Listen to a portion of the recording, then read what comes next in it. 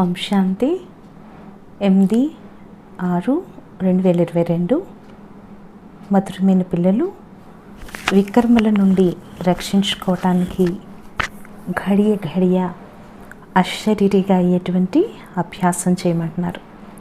పాపకర్మల నుండి రక్షించుకోవటానికి ఏం చేయండి? గడియ గడియకి అశరీరిగా అయ్యే అభ్యాసం చేయండి. ఈ అభ్యాసమే మాయని జయించేవారిగా చేస్తుంది. స్థిరమైన యోగం జోడింపబడి ఉంటుంది అంటున్నారు బాబా. ప్రశ్న: ఏ నిశ్చయం ఒకవేళ పక్కాగా ఉన్నట్లయితే యోగం తెగిపోలేదు అని చెప్తున్నారు బాబా. జవాబు: సత్య త్రేతాయుగాలలో మేము పావనంగా ఉండేవారు. ద్వాపర కలియుగాల్లో పతితంగా అయ్యాము. ఇప్పుడు మళ్ళీ మేము పావనంగా అవ్వాలి. ఈ నిశ్చయం పక్కాగా ఉన్నట్లయితే యోగం తెగిపోలేదు, మాయ కూడా ఓడించలేదు. పాట: ఎవరైతే ప్రియునితో ఉంటారో వారిపైనే జ్ఞానవర్షం కురుస్తుంది. ఓం శాంతి. మధురాతి మధురమైన పిల్లలు ఈ పాట అర్థాన్ని అర్థం చేసుకున్నారు. ఇక్కడిది ఆ వర్షం యొక్క విషయమైతే కాదు, ఆ సాగరము మరియు నదులు ఏవైతే ఉన్నాయో వాటి విషయం కాదు. ఇక్కడున్నది జ్ఞానసాగరుడు. వారు వచ్చి జ్ఞాన వర్షాన్ని కురిపిస్తారు. అప్పుడు అజ్ఞాన అంధకారం దూరం అవుతుందంటున్నారు బాబా. ఇది ఎవరు అర్థం చేసుకుంటారు?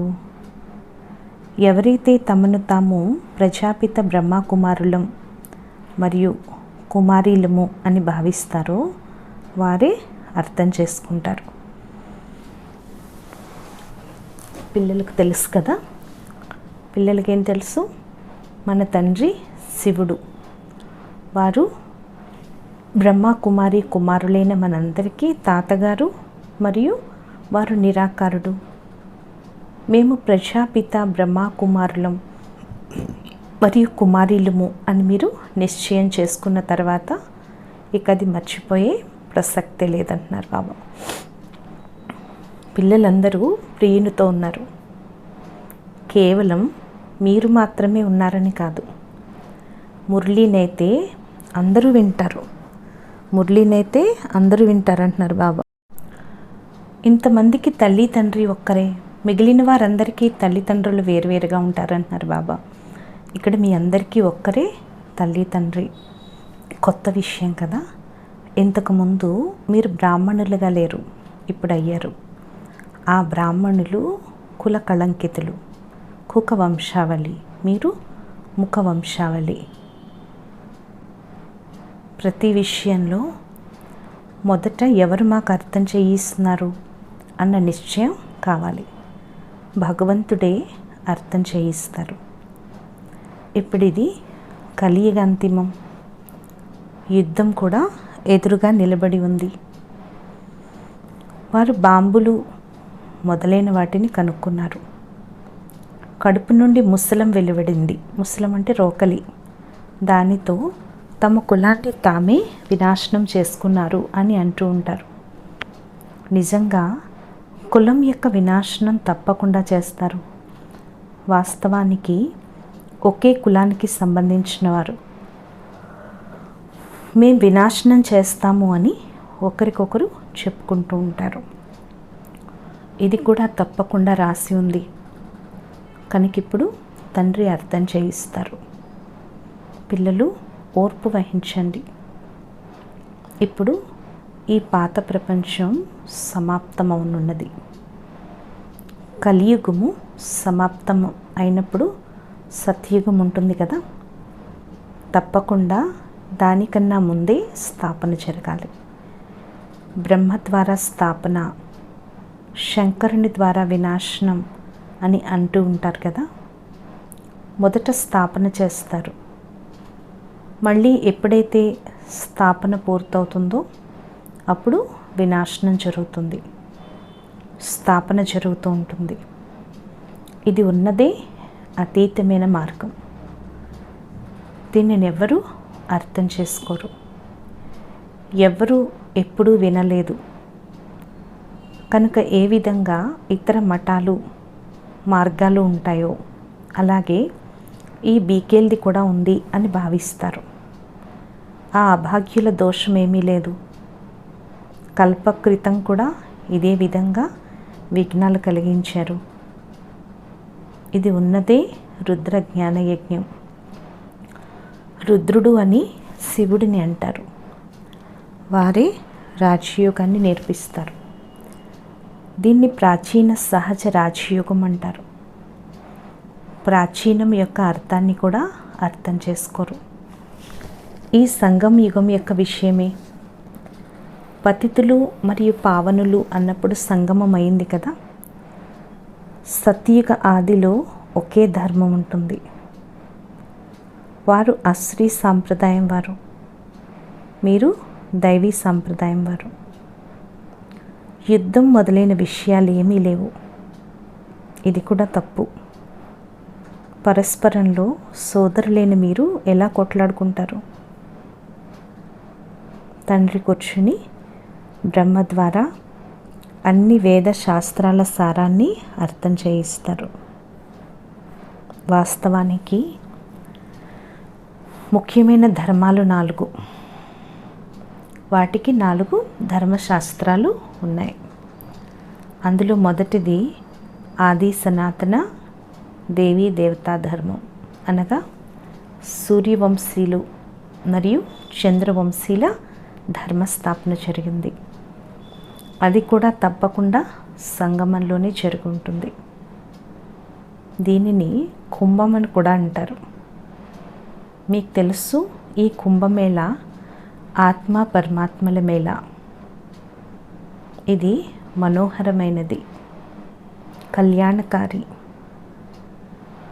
కలియుగం మారి సత్యుగంగా అవ్వాల్సిందే. అందుకే కళ్యాణకారి అని అంటారు. సత్యుగం నుండి త్రేత వస్తుంది, మళ్ళీ త్రేత నుండి ద్వాపరం వస్తుంది. అప్పుడు కళలు తగ్గిపోతూ ఉంటాయి, అకల్యాణం జరుగుతూ ఉంటుంది. కావున మళ్ళీ తప్పకుండా కళ్యాణం చేసేవారు కావాలి. ఎప్పుడైతే పూర్తిగా అకల్యాణం జరుగుతుందో అప్పుడు అందరి కళ్యాణం చేయటానికి తండ్రి వస్తారు. బుద్ధిని ఉపయోగించాల్సి ఉంటుంది. బాబా ఏం చెప్తున్నారు? బుద్ధిని తప్పకుండా ఉపయోగించాల్సి ఉంటుందని చెప్తున్నారు. తప్పకుండా బాబా వచ్చిందే ఇప్పుడు ఉన్నతంగా తయారు చేయటానికి. బాబా చెప్తున్నారు, ఇప్పుడు నేను వచ్చింది ఎందుకు వచ్చాను? మిమ్మల్ని ఉన్నతంగా తయారు చేయటానికి. బుద్ధిని ఉపయోగించాల్సి ఉంటుంది. తండ్రి సర్వులకు సద్గతి దాత. సర్వులు అయితే ద్వాపరయుగంలో రాలేరు. సత్య త్రేతా యుగాలలో కూడా అందరూ ఉండరు. ఎప్పుడైతే ఆత్మలందరూ వచ్చేస్తారో అప్పుడు తండ్రి అంతిమంలోనే వస్తారు. కనుక తండ్రి వచ్చి ఓర్పునిస్తారు. పిల్లలు అంటారు, బాబా ఈ పాత ప్రపంచంలో దుఃఖం చాలా ఉంది, బాబా త్వరగా తీసుకెళ్ళండి. తండ్రి అంటారు, లేదు పిల్లలు, ఈ డ్రామా తయారు చేయబడి ఉంది. వెంటనే భ్రష్టాచారి నుండి శ్రేష్టాచారిగా అయితే ఎవరు? నిశ్చయ బుద్ధి కలవారిగా అయి పురుషార్థం చేయాలి. క్షణంలో జీవన్ముక్తి ఇదైతే సరైనది. పిల్లలుగా అయ్యారు అంటే వారసత్వానికి హక్కుదారులు అయ్యారు. కానీ తర్వాత అక్కడ కూడా నంబర్ వారుగా పదవులు అయితే ఉంటాయి కదా. ఉన్నత పదవిని పొందేందుకు చదువులో పురుషార్థం చేయటం జరుగుతుంది. బాబా చెప్తున్నారు, ఉన్నత పదవి పొందేందుకైతే చదువులోనే పురుషార్థం చేయటం జరుగుతుంది అని చెప్తున్నారు. బాబా చెప్తున్నారు, నిశ్చయ బుద్ధి కలవారిగా పురుషార్థం చేయాలి. క్షణంలో జీవన్ముక్తి ఇదైతే సరైనది. పిల్లలుగా అయ్యారు అంటే వారసత్వానికి హక్కుదారులుగా అయ్యారు. కానీ తర్వాత అక్కడ కూడా నంబర్ వారుగా పదవులు అయితే ఉంటాయి కదా. ఉన్నత పదవిని పొందేందుకు చదువులో పురుషార్థం చేయటం జరుగుతుంది. అంతేకాని వెంటనే కర్మాతీత అవస్థ ఏర్పడుతుందని కాదు. అప్పుడిక శరీరాన్ని కూడా విడిచిపెట్టవలసి ఉంటుంది. అటువంటి నియమం లేదు. మాయతో అయితే మంచి రీతిలో యుద్ధం చేయాలి. మీకు తెలుసు, యుద్ధం 8, 10, 15 సంవత్సరాలు కూడా జరుగుతూ ఉంటుంది. మీ యుద్ధం అయితే మాయతో ఉంది. ఎప్పటి వరకైతే తండ్రి ఉంటారో అప్పటి వరకు మీ యుద్ధం నడుస్తూనే ఉంటుంది.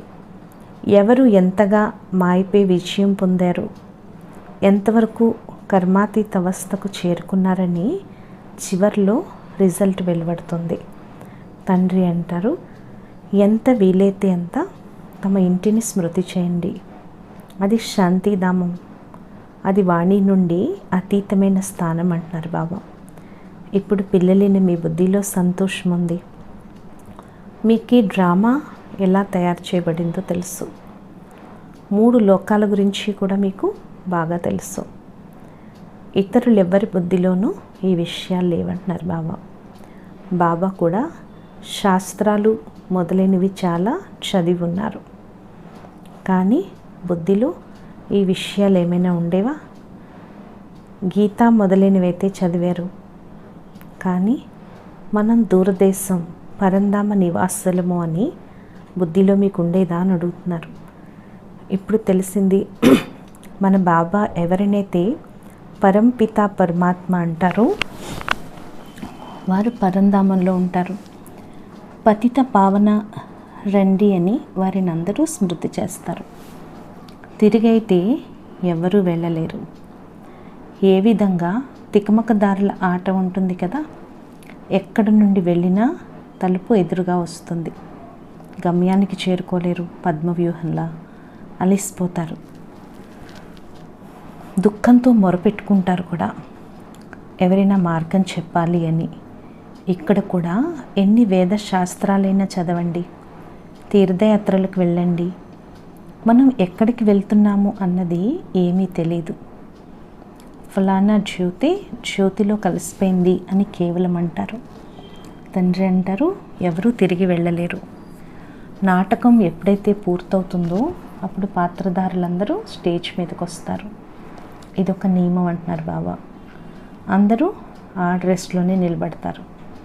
అందరికీ ముఖాన్ని చూపించి తర్వాత వస్త్రాలు మొదలైనవి మార్చుకొని ఇంటికి వెళ్ళిపోతారు. మళ్ళీ అదే పాత్రను రిపీట్ చేస్తారు. ఇది అనంతమైన నాటకం. ఇప్పుడు మీరు దేహీ అభిమానులుగా అవుతారు. ఆత్మలేన మనం ఈ శరీరాన్ని విడిచి మరొకటి తీసుకుంటామని మీకు తెలుసు. పునర్జన్మలు అయితే ఉంటాయి కదా, 84 జన్మలలో 84 పేర్లని మనం ధారణ చేశామంటున్నారు బాబా. ఇప్పుడు ఈ నాటకం పూర్తయిపోయింది. అందరిది శిథిలావస్థ ఉంది. ఇప్పుడు మళ్ళీ రిపీట్ అవుతుంది. ప్రపంచ చరిత్ర, భూగోళం మళ్ళీ రిపీట్ అవుతుంది అంటున్నారు బాబా. మీకు తెలుసు, ఇప్పుడు మన పాత్ర పూర్తవుతుంది. మళ్ళీ తిరిగి ఇంటికి వెళ్ళిపోతాం. తండ్రి ఆజ్ఞ ఏమైనా తక్కువ ఏమిటి? పతిత పావనుడైన తండ్రి కూర్చొని అర్థం చేయిస్తారు. పిల్లలు, మీకు చాలా సహజమైన ఉపాయాన్ని తెలియచేస్తాను. లేస్తూ, కూర్చుంటూ, తిరుగుతూ ఇదే మనసులో ఉంచుకోవాలి. మేము పాత్రధారులం. 84 జన్మలు ఇప్పుడు పూర్తయ్యాయి. ఇప్పుడు తండ్రి పుష్పాలుగా చేయటానికి, మనుషుల నుండి దేవతలుగా చేయటానికి వచ్చారు. పతితులైన మనల్ని పావనంగా చేస్తున్నారు. పతితుల నుండి పావనులుగా మనం అనేక సార్లు అయ్యాము మరియు అవుతాము. ఈ చరిత్ర, భూగోళం రిపీట్ అవుతుంది. మొదటైతే దేవీ దేవతా ధర్మం వారే వస్తారు. ఇప్పుడు అంటు కట్టబడుతుంది అంటున్నారు బాబా. మనం గుప్తంగా ఉన్నాం. మనం వేడుక మొదలైనవి ఏం జరుపుకుంటాం? మనకు లోపల జ్ఞానం ఉంది, లోపల సంతోషం ఉంటుంది. మన దేవీ దేవతా ధర్మం యొక్క అనగా వృక్షం యొక్క ఆకులు ఏవైతే ఉన్నాయో అవన్నీ ధర్మభ్రష్టంగా కర్మభ్రష్టంగా అయిపోయాయి.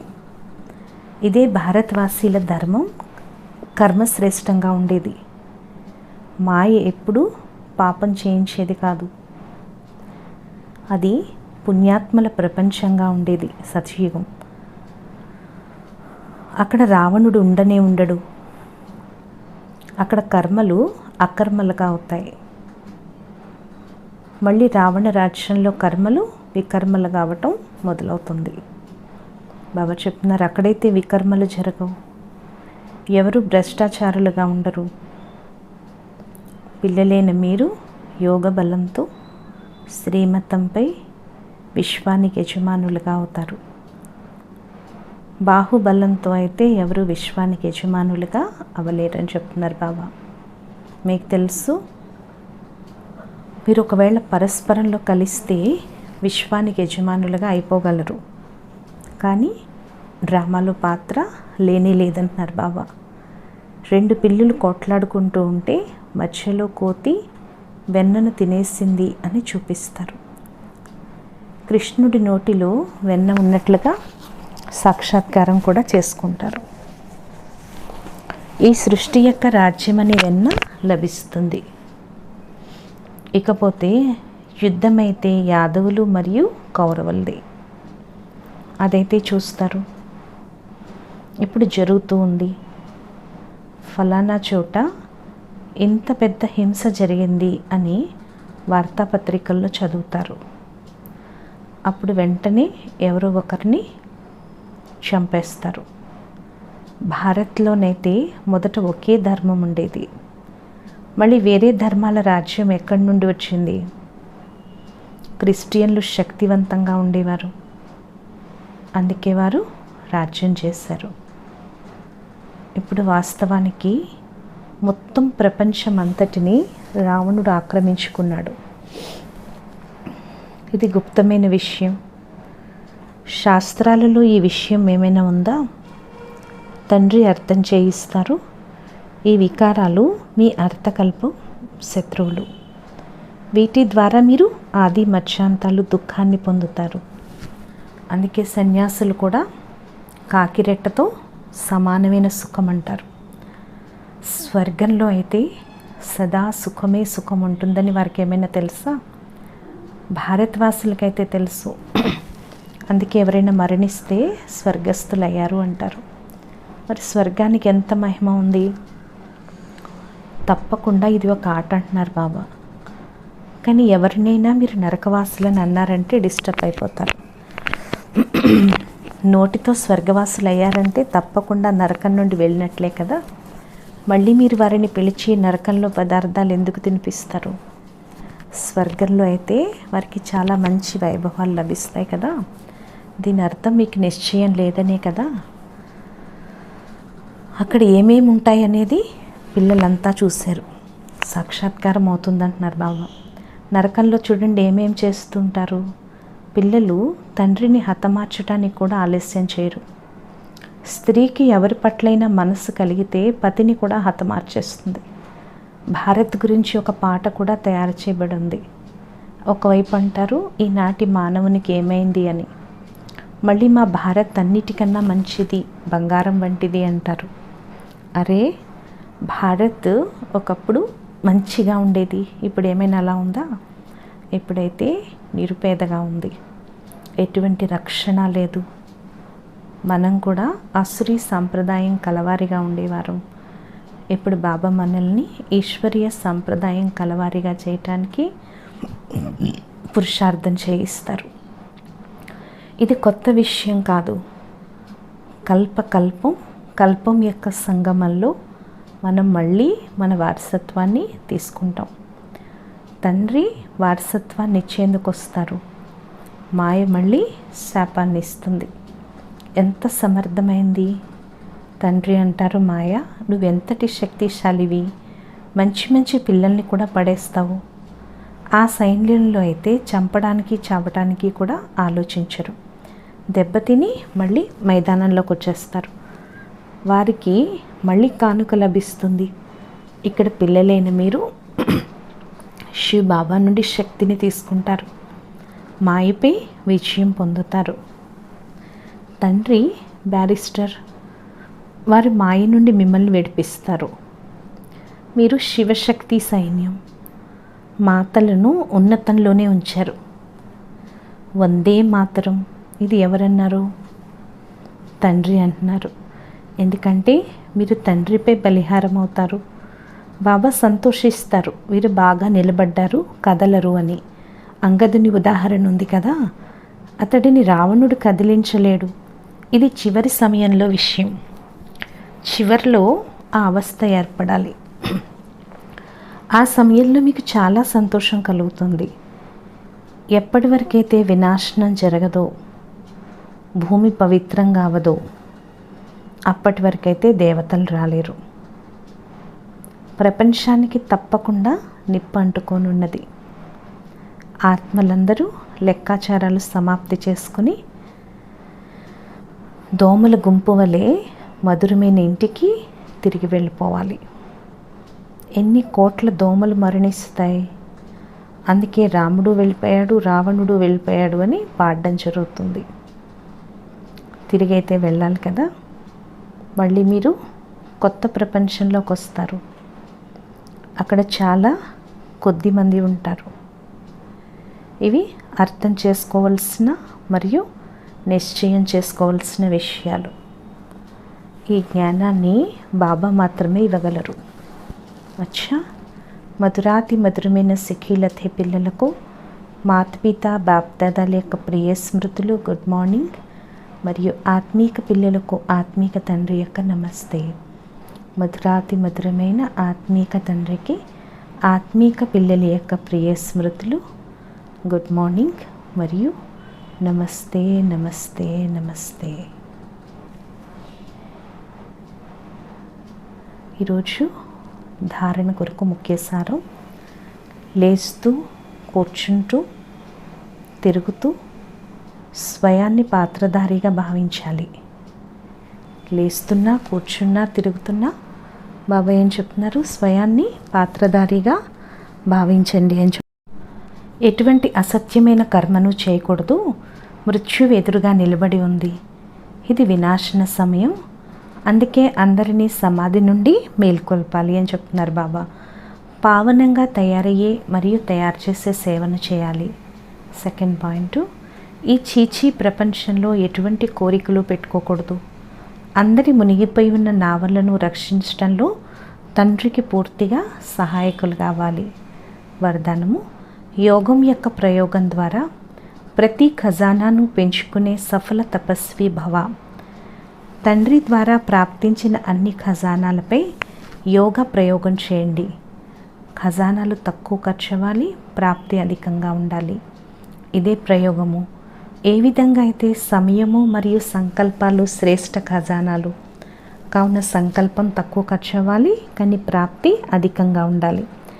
సాధారణ వ్యక్తి ఏదైతే 2-4 నిమిషాలు ఆలోచించిన తర్వాత సఫలతను ప్రాప్తి చేసుకుంటారో అది మీరు 1-2 క్షణాల్లో చేయండి. తక్కువ సమయం, తక్కువ సంకల్పాలతో ఫలితం ఎక్కువ లభించాలి. అప్పుడే యోగ ప్రయోగం చేసే సఫల తపస్వి అంటారు. స్లోగను: తమ అనాది ఆది సంస్కారాలను స్మృతిలో ఉంచుకొని సదా అచలంగా ఉండండి. ఈరోజు స్వమానము: నేను సఫల తపస్వి ఆత్మను. మమ్మ యొక్క అమూల్య మహావాక్యాలు: ముళ్ళ ప్రపంచం నుండి పుష్పాల ఛాయలోకి తీసుకువెళ్ళండి. ఇప్పుడు కేవలం పరమాత్మ కోసమే ఈ విధంగా పిలుస్తున్నారు.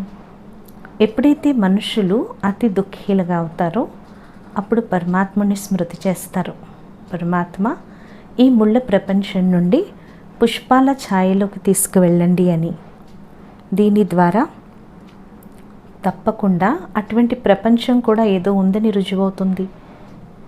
ఇప్పుడు ఇదైతే మనుషులందరికీ తెలుసు కదా. ఇప్పటికీ ప్రపంచం ఏదైతే ఉందో ఇదంతా ఎలా ఉంది? ముళ్ళతో నిండి ఉందంటున్నారు కదా. ఈ ప్రపంచం అంతా ఎలా ఉంది? ముళ్ళతో నిండి ఉంది. ఇక్కడ మనుషులు కూడా ఒకరికొకరు ఏం చేస్తున్నారు? ముళ్ళను గుచ్చుకుంటూ ఉంటారు. ఈ కారణంగా మనుషులు దుఃఖాన్ని, అశాంతిని పొందుతున్నారు కదా. ఇప్పటికి ప్రపంచం ఏదైతే ఉంది ఇది ముళ్ళతో నిండి ఉంది. అందుకే మనుషులు దుఃఖాన్ని, అశాంతిని పొందుతున్నారు. కనుక తప్పకుండా అటువంటి ప్రపంచం కూడా ఒకటి ఉంటుంది. ఒకప్పుడు పుష్పాల ప్రపంచం ఉండేది కదా, అటువంటి ప్రపంచం తప్పకుండా ఒకటి ఉంటుంది. ఆ ప్రపంచపు సంస్కారాలు ఆత్మలో నిండి ఉంటాయి. మమ్మ ఏం చెప్తున్నారు? ఆ ప్రపంచపు సంస్కారాలు ఆత్మలో నిండి ఉంటాయి. ఇప్పుడు ఇదైతే మనకు తెలుసు, దుఃఖము, అశాంతి ఇవన్నీ కర్మబంధనాల లెక్కాచారాలు. ఇప్పుడు అందరికీ ఉండే దుఃఖం కానీ, అశాంతి కానీ ఇవన్నీ కూడా ఏంటని చెప్తున్నారు? కర్మబంధనాల యొక్క లెక్కాచారాలని చెప్తున్నారు. రాజు నుండి మొదలుకొని పేదవారి వరకు మనుష్య మాత్రులు ప్రతి ఒక్కరూ కూడా ఈ లెక్కల్లో చిక్కుకుని ఉన్నారు. రాజు నుండి మొదలుకొని పేదవారి వరకు మనుష్య మాత్రులందరూ కూడా ఎలా ఉన్నారు? ప్రతి ఒక్కరూ కూడా ఈ లెక్కల్లో చిక్కుకుని ఉన్నారు. అందుకే పరమాత్మ స్వయంగా అంటారు, ఇప్పుడు ప్రపంచం కలియుగం. అందుకే పరమాత్మ ఏమంటారు? ఇప్పుడు ఈ ప్రపంచం కలియుగము. కావున ఇదంతా కర్మబంధనంతో తయారై ఉంది. మరి ఇంతకు ముందున్న ప్రపంచం సత్యుగం. దాన్ని ఏమనేవారు? పుష్పాల ప్రపంచము అంటారు. ఇప్పుడు అది కర్మబంధన రహితమైన జీవన్ముక్తి దేవీ దేవతల రాజ్యం. అది ఇప్పుడు ఉందా? మరి ఇప్పుడు లేదు కదా. ఇప్పుడు మనం జీవన్ముక్తి అని దేన్నైతే అంటామో దాని అర్థం ఏంటి? మనం దేహం నుండి ముక్తులుగా ఉండేవారు. వారికి ఎటువంటి దేహభానము ఉండేది కాదని కాదు, కానీ వారు దేహంలో ఉంటూ కూడా దుఃఖాన్ని పొందేవారు కాదు. దేవతలు దేహంలో ఉంటూ కూడా దుఃఖాన్ని పొందేవారు కాదు. అనగా అక్కడ ఎటువంటి కర్మబంధనాల వ్యవహారము లేదు. వారి జీవితాన్ని తీసుకుంటూ, జీవితాన్ని వదిలేస్తూ ఆది మధ్యాంతాలు సుఖాన్ని ప్రాప్తి చేసుకునేవారు. కనుక జీవన్ముక్తి అంటే అర్థం జీవితంలో ఉంటూ కర్మాతీతగా అవటం. ఇప్పుడు ఈ మొత్తం ప్రపంచం పంచవికారాల్లో పూర్తిగా చిక్కుకునుంది. అనగా పంచవికారాలు పూర్తిగా నివసిస్తున్నాయి. కానీ మనుషులకు ఈ పంచభూతాలను జయించగలిగేంత శక్తి లేదు. అందుకే పరమాత్మ స్వయంగా వచ్చి మనల్ని పంచభూతాల నుండి విడిపిస్తారు మరియు భవిష్య ప్రాలబ్ధమైన దేవీ దేవతా పదవిని ప్రాప్తింపచేయిస్తారు. అచ్చా, ఓం శాంతి.